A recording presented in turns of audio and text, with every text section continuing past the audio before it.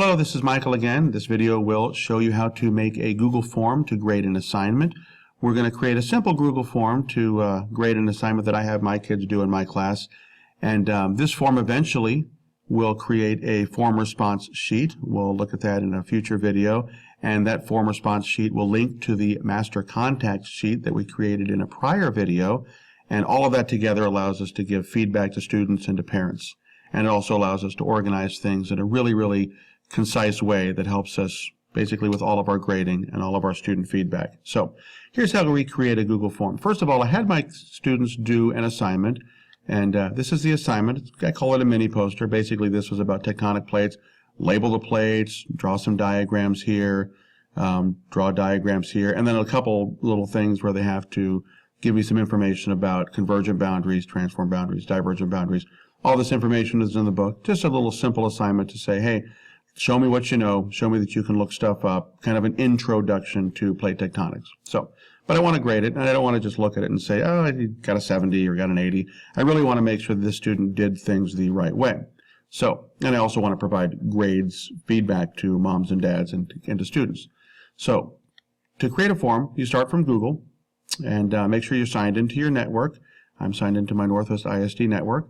And I'm going to go right over here to these dots, click these, and Google Forms lives on the Google Drive. So I'll click there, Google Drive, and I'm going to make a new one. So I click New, and there's no Google Forms here. So I'm going to go to More, and then all the way over and up to Google Forms. So I click New, and then More, and then Google Forms. Very good. So I have my brand new untitled form. I need to make a title for this form. I will call this Plate Tectonics Mini Poster Grader. Now, I always make sure that my title is very succinct to what I am grading, so if I need to look it up later, I can find it. And I also, for my graders, I use the word grader. So sometimes you'll have a lot of forms that you've made and you want to find a specific form, so you can look them up using your search from your Google Drive by having keywords that you'll probably be able to remember. That's why I do this. Now, this is my title. But the actual title lives right here where it says Untitled Form. So to change that, I will click it. I clicked it, and now it says Plate Tectonics Mini Poster Grader. It's very important that you click this. Otherwise, even though you made a title here, the title won't show up here. Okay, so we're going to be ready to grade papers in just a few minutes. First thing I need to be able to do is to have an identification of the students. Now, some people may be tempted to have a drop-down menu of student names. If you have 170 kids, that's 170 kids on a drop-down menu. Really difficult to do. I did that last year, and it drove me nuts. So what I did this year is for all of my assignments, I have my students put on their student ID number. And every student after the second week of school will know their student ID number. It's also important because some kids don't put their first and last name, but I found a lot of success in getting kids to put their student ID number. So that's what I have them put on everything that they turn in for me. So back to my form, I need to be able to input that student ID number. So the first thing I do is I have a little place for student ID. Okay, now its default is for multiple choice. I'm going to actually type something in, so I click this and I go to short answer because it's going to be a short answer, but this is going to be a number. And I do this very important thing here. I make it required so that I can't forget to do it, and then I also make sure that I go to the little dots and click data validation, and I make sure it's a number, so it'll be a number greater than 0. And the reason why I do that is so that I don't make a mistake and inadvertently put something in or put something in that's not valid.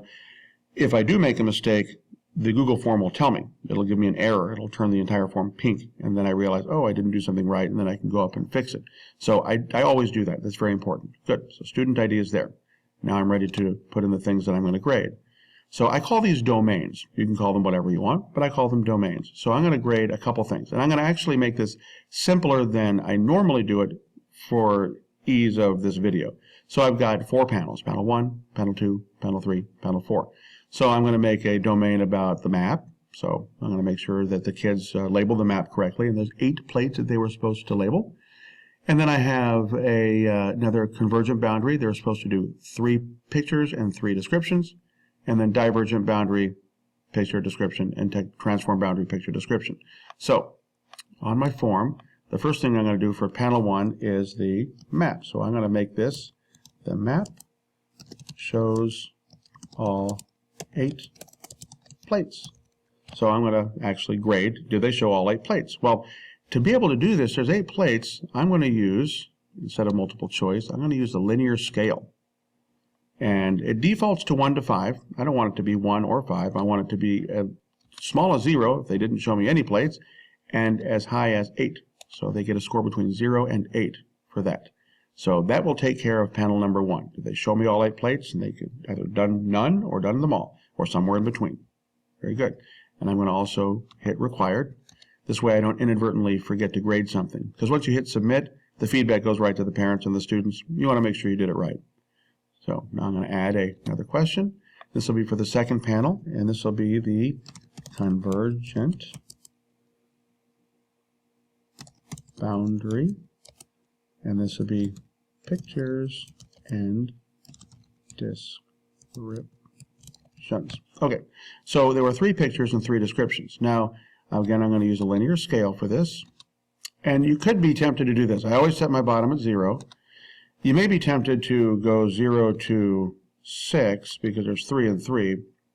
And for this, I probably would because there's no 12. But sometimes you want to give yourself some latitude to give points for things that are done kind of correct, but not entirely correct. But in this case, for ease, I'm going to go 0 to 6. So they did nothing, or they did all 6 tasks that were involved with that.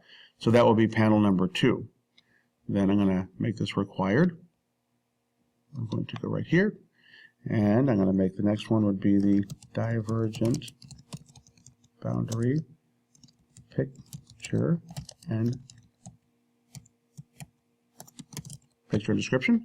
Okay, again, I'm going to hit here, make this linear scale. And this is one of those, like I said just a second ago, I will do something a little bit differently. There's only 1 picture and 1 description, but maybe they did a bad picture or a halfway done description. So I'm going to give 0 to 4. So there's basically 2 points for the picture, 2 points for the description. So if the pictures kind of shows me stuff, I can give them 1 point. If the description kind of tells me what it is, I can give them 1 point. And that way it's not just cut and dry. It's a little more leeway in between. So that'll be for panel number 3. So I'm going to go ahead and click required. And then for the last panel, I'll do the same thing. So it's transform boundary picture and description, if I can spell. And again, I'm going to go to linear scale, make this very similar to the last one, make this a scale of 0 to 4. Now, a couple things I'll point out here that I didn't point out earlier. Let me make this required. Okay, so you have these labels. Sometimes you're going to want to have a label, so I could say nothing and well done. And what that'll do is it'll make labels on here and here, it'll between nothing and well done. I generally don't use the labels. I don't really find that they're necessarily useful for me.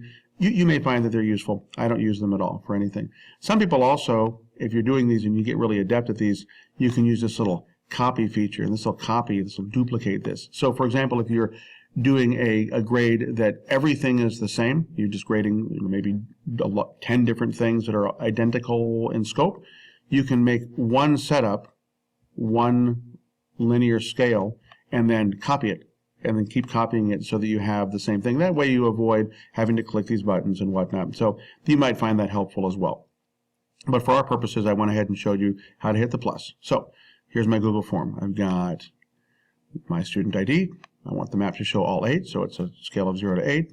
The convergent boundary, the scale of 0 to 6, because there's 6 different things to do. And then the divergent boundary and the transform boundary. So that'll allow me to grade this assignment right here. Very nice. So if I want to look at what this form is going to look like, I can click the little eyeball up here and get a preview. So this is what it's going to look like. And you can tell that things are required because they have the little dot by them. So this is what I'm going to be able to use to grade the assignment with. And then every time I hit submit, when I'm done with this, it's going to send the feedback to the students and to the parents. So I am ready to grade some papers.